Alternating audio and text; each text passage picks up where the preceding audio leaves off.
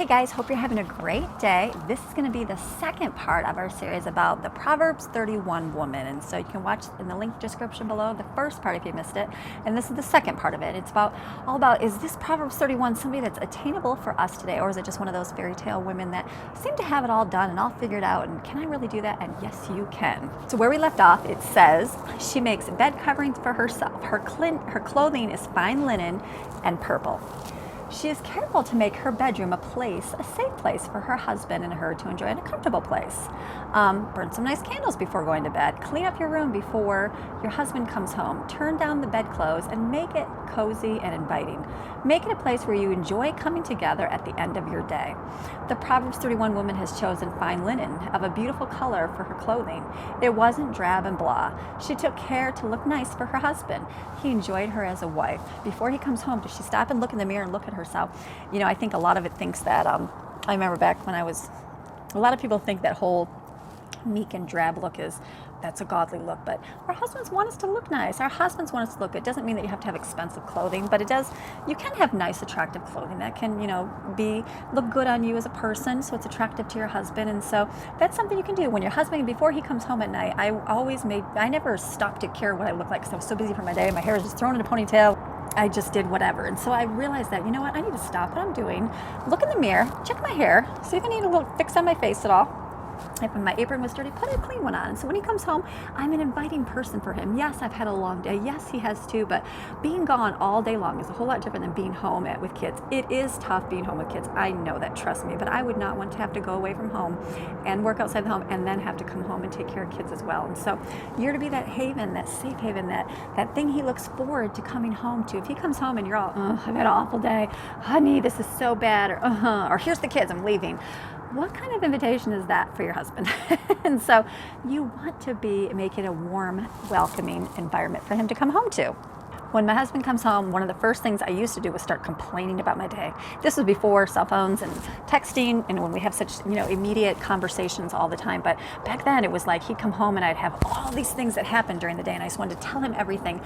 And I would spout off all my frustrations and all my angers because I wasn't talking to anybody else, and he was the only one to go to. And then I realized that he doesn't need all that extra pressure after being gone from work all day long. So I would make sure that he would come in, make sure he got in. I'd smile when he came in, gave him a kiss, gave him a hug. How many wives do not greet their husbands at the door? I have been guilty of it myself. But how many times I think about it when he comes home and we all smile, wait for daddy, smiles on our faces, give him a kiss, give him a hug. How was your day?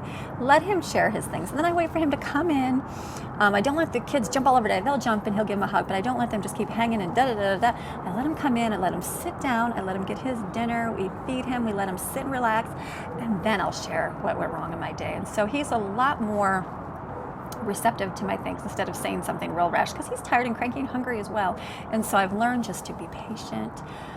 Well, because just like if you were to walk in a situation, if you just imagine being gone all day long, coming home after your day of work or whatever, and then come home and your husband's there with all the kids and it's frazzled and crazy and he's just like a mess and here's all the kids and just leaves, and then you're like, oh, okay, that's not going to make you want to come home at night. So make it an enjoyable haven for him to come home. And sometimes it's hard. You've got screaming kids. We had screaming kids. We know that was just part of life.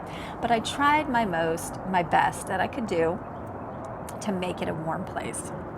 Her husband is known in the gates when he sits among the elders of the land. Her husband is known in the town by his wife. This community knows she is a good woman. She is not one to go around and cause strife and gossip. She spends her time at home taking care of the family. The people that know her realize she has a giving heart and will help anyone that she is able to. She doesn't have ulterior motives. Her heart is pure and her hands are clean. Her actions are done with good motives. She has a reputation of being a good person because she truly is in her heart, and that is reflection to your husband as well. She makes linen garments and sells them. She delivers sashes to the merchant. She is successful with the gifts the Lord has bestowed upon her. She is rewarded because she has perfected those gifts and can now sell them. You might not be good at perfect everything, but with some careful time and devotion and commitment, you could be good at anything. Maybe you enjoy cake decorating. Maybe there's some times that you can practice making cakes. Offer to make one for your friends. Make it for your kid's friend's birthday party. You're really good at baking, so offer to do, make some things for somebody or for an event or things like that. There's a whole lot of things you can do that you realize that, wow, I'm really good at that. And then you would be surprised how some of that can turn into a business. So don't just jump into it. Just slowly work your way at things like that. She is resourceful in her material possessions. This happens by prudent management. Being married for over 21 years, I have come to realize that it's not always possible for me to go to the store and buy everything that I need when I need it. I have learned to be creative just out of sheer survival. There was times that I didn't have a car, and my husband had the only vehicle, and he was working all day long. There was times that I just had lots of kids and I couldn't get out at all, and so I had to learn how to figure out things on my own without having to run to the store every single time I had a chance. So I know there was one time that my daughter was invited to a little girl's birthday party. It was last minute, and I was like, oh my goodness, how am I going to get to the store and buy anything? We really didn't have a whole lot extra money, and so I had to get creative, and I had to think, what could I do? So what I did, I had this nice little glass heart dish, and so I made a bunch of mini treats. We made a bunch of mini cookies, heart-shaped cookies, and cut them out, put frosting on them. We did little peanut butter balls, and we did like tiny little ones, and then we put them all together in these little sets.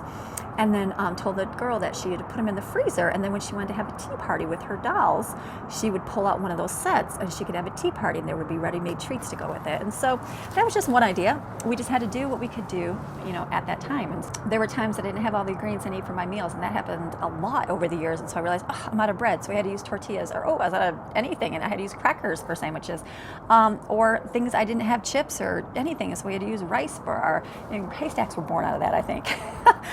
We learned how to make homemade cupcakes and frosting out of chocolate pudding and Cool Whip. It's worked. There's so many different things you can do. You just have to improvise and just try them. And sometimes you try them, you're like, ooh, that was a bad choice. Don't do that anymore. And then you learn from those mistakes.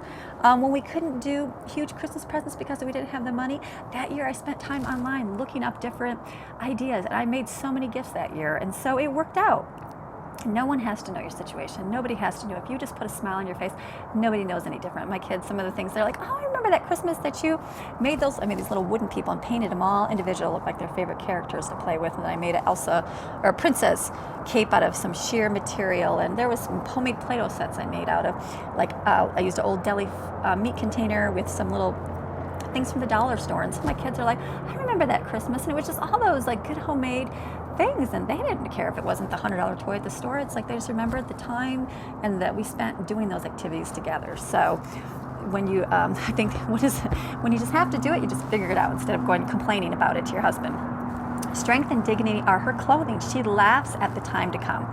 Being a faithful woman of God and doing exactly what the Lord has you do is all that matters. Nothing else does. If you are so set in your life and insecure at where you're at in Christ, it doesn't matter what happens in your life, because you know you're doing exactly what you should be doing. When people come against you, when your husband comes against you, it doesn't matter, because you know how confident you are of who you are in Christ and where God has. No matter how people or situations come against you and act against you, you can laugh at the times to come, because you know that God's got this. God has won your battles. We know that God wins in the end, right? So it's none of these things, none of these little piddly things that go on are our concern. They're God's. We know that He'll take care of every situation. So you can just laugh and go, okay, yeah, I know that doesn't matter to me, because it doesn't even bother me, because I know God's got it. She opens her mouth with wisdom, and the teaching of kindness is on her tongue. Most women I know like to talk. They like to talk about everything. They have opinions on ways to do things, and most of the times they know that their way is best, correct?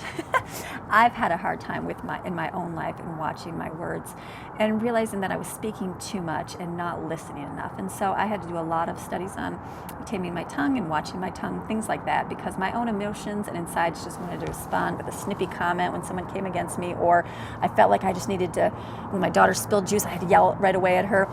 But being in control of your words is so much better. But it's hard. It's not hard. It's not impossible, but it's just something that you have to learn to do. Do wait until it's your turn to speak when talking with your husband. I know my husband will talk, and if I'm really excited about something, I might jump in and keep going back and forth over top of him, and I realize, okay, I need to stop and let him talk and listen, and then I'll speak. I don't need to interrupt. And that's one of those things that I have to continually say to the Lord, Lord, help me to be patient with my words and wait until it's time to speak.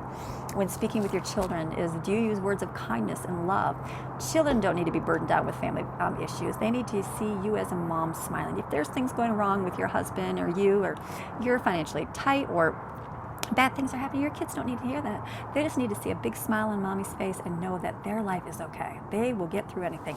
Just smile at them, hug them, squeeze them, say kind words. If you see that your child is acting improperly, usually it's, instead of we wanted to snap back at them, but usually it's something that we have done wrong as a parent. We usually haven't disciplined like we're supposed to, so we need to take a step back and see what is it I need to work on with them, and do that and work on it until it gets better.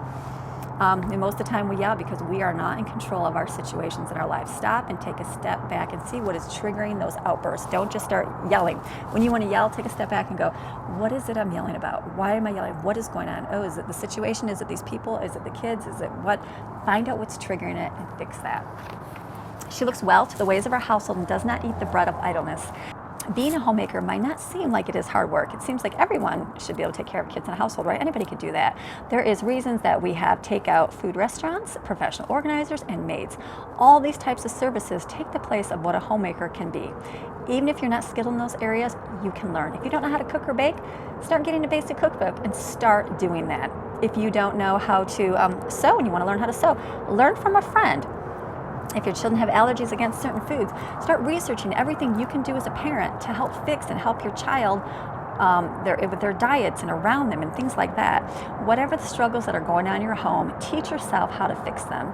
We started home businesses in our family. I had to take the time and get to books on how to start a home business because I had forgotten about it back in college, so I had to be reminded of accounting. And so I had to learn all that. And it takes work and it takes time, but I'm glad I did do that. I could sit around a lot and just watch TV and waste my time doing that, but instead I took the time to better my household. Being idle can be a dangerous thing. It makes you start thinking that you need more things or that you don't have it as good as someone else. Busy yourself with tasks that the Lord has for you. Stay focused on your family and your home. Her children rise up and call her blessed. Her husband also, and he praises her. Many women have done excellently, but you surpass them all. While raising your children and going through the difficulties in marriage that can arise, it just might seem like you're not seeing the good results right away. You might even get frustrated that life isn't going a certain way. Can I encourage you to push onward and continue in the path that the Lord has you on? Learn to listen to Him and do what He says to you to do. If He tells you to stay in a certain place, then stay. If He tells you to do something that you can't understand why, just do it. The Lord knows all that you need to be successful in life. He wants to see you do well.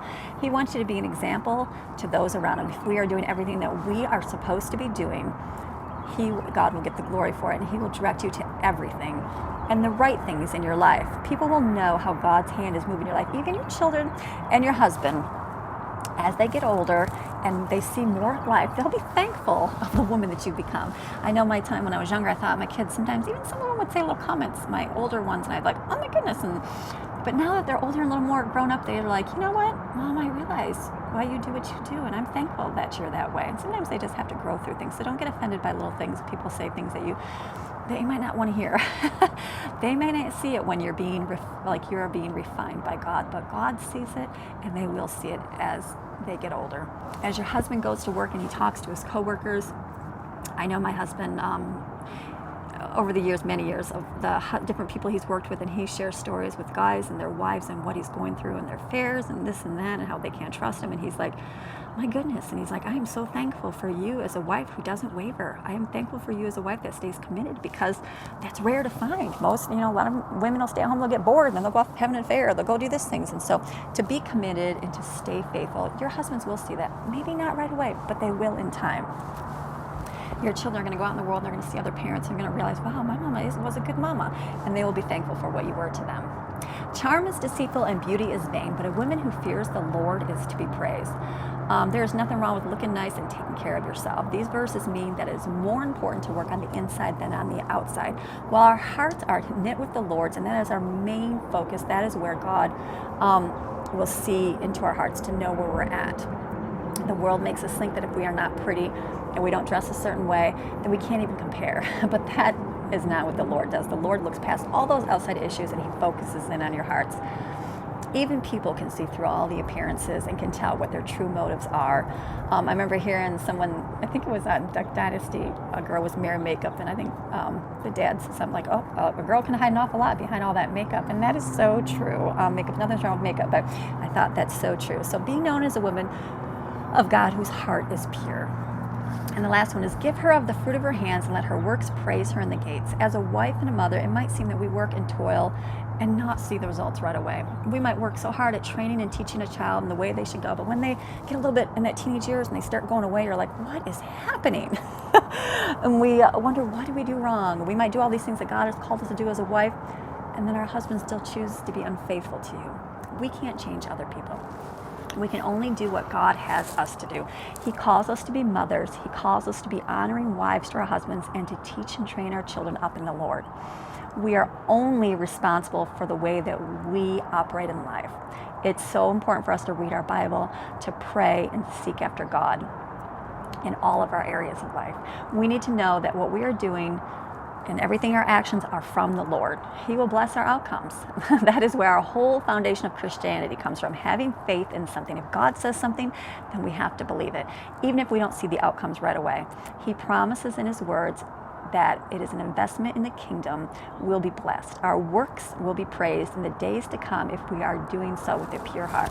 You know, you may have a child that you've raised up in the way they should go, and then they got older and they went away from it. And just be patient and wait.